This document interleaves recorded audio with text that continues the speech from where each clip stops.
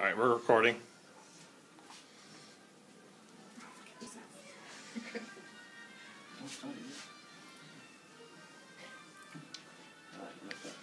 Good evening, I'm Josh Princeton, and I'm giving you a presentation hopefully to help you lean towards legalizing marijuana. How many people here knew that in between 1920 and 1933, alcohol prohibition was a hot issue? Well, also today, legalizing marijuana is that type of issue that's hot right now in the States. During this class, I'm going to go over the economic reasons to legalize marijuana, marijuana versus tobacco, and also the effects of the crime rate. The references here, as you can see, is where I got my information from. So if you want to investigate any further, you can go to these websites.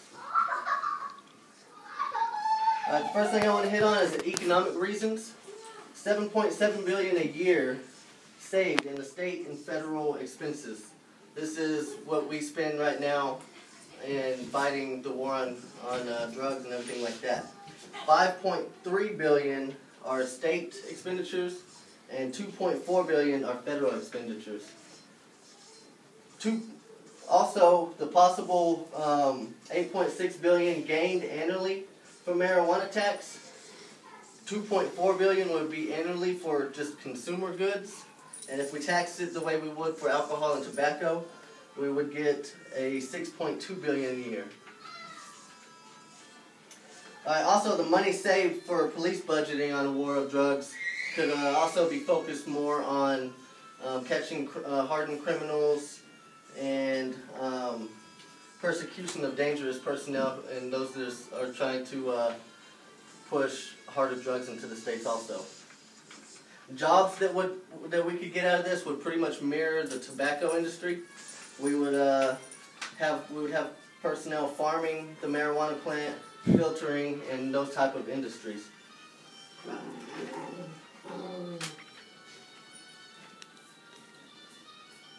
Alright, marijuana versus tobacco and alcohol.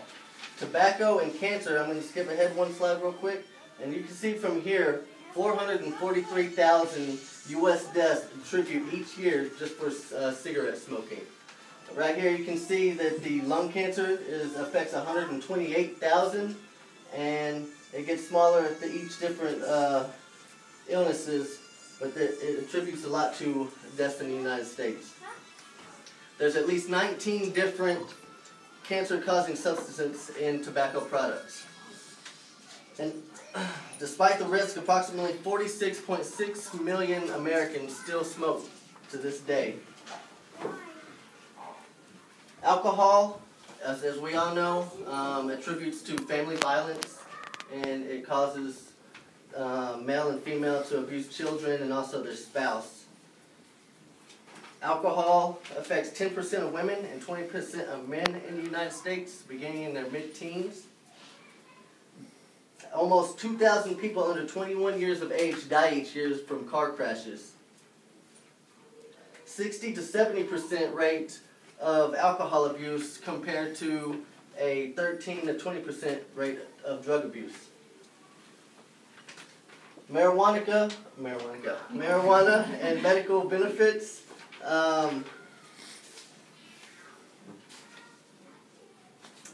Okay, so right now there's 18 out of 50 U.S. states that have medical use of marijuana that is legal to date.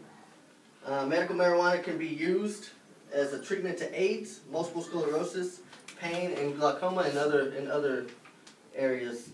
So instead of being so dangerous compared to these other two drugs that are legal, these marijuana can actually help.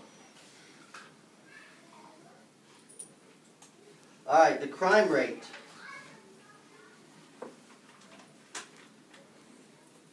Right now, the criminals, if we did legalize marijuana, right now criminals would lose profits because that's where a majority of their profits come from. The legal import of drugs into the United States is a multi-billion-dollar a year industry, and all the profit going to criminals and dangerous organizations. Instead of having them gain these profits, our government could tax these and help prevent from harder drugs being moved in because they would lose that asset to help them funnel those things in. The arrest rate would be lower, and a total of 1.5 million drug arrests made in 2011. From those arrests, 750,000 were from marijuana. Taxpayers spend 1.5 billion to $3 billion a year just on police and court to help fund these arrests and everything. Alright, so we have covered economic reasons, marijuana versus tobacco, and effects of the crime rate. I hope I, in some way, persuaded you to lean towards making them become legal. That concludes my class.